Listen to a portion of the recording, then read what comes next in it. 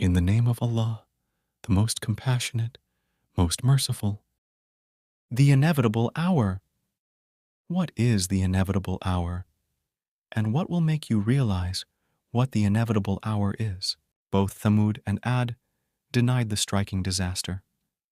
As for Thamud, they were destroyed by an overwhelming blast.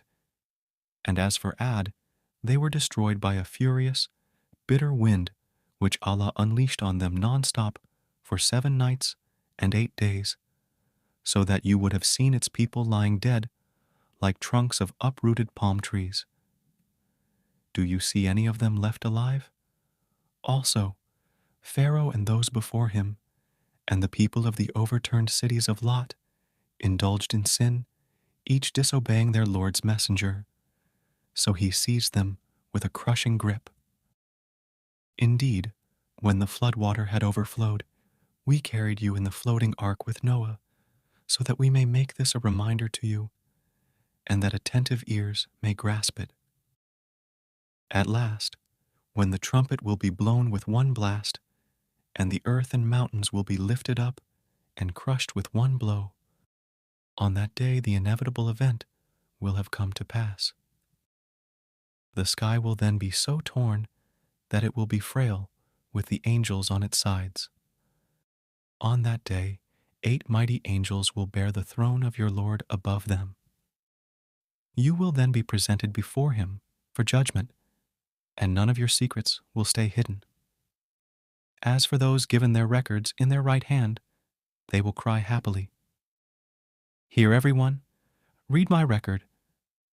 I surely knew I would face my reckoning. They will be in a life of bliss, in an elevated garden, whose fruit will hang within reach. They will be told, eat and drink joyfully for what you did in the days gone by. And as for those given their record in their left hand, they will cry bitterly, I wish I had not been given my record, nor known anything of my reckoning. I wish death was the end. My wealth has not benefited me. My authority has been stripped from me.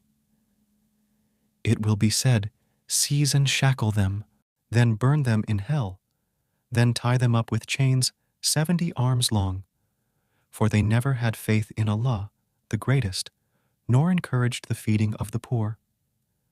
So this day they will have no close friend here, nor any food except oozing pus, which none will eat except the evildoers. Now I do swear by whatever you see and whatever you cannot see. Indeed, this Quran is the recitation of a noble messenger. It is not the prose of a poet as you claim, yet you hardly have any faith.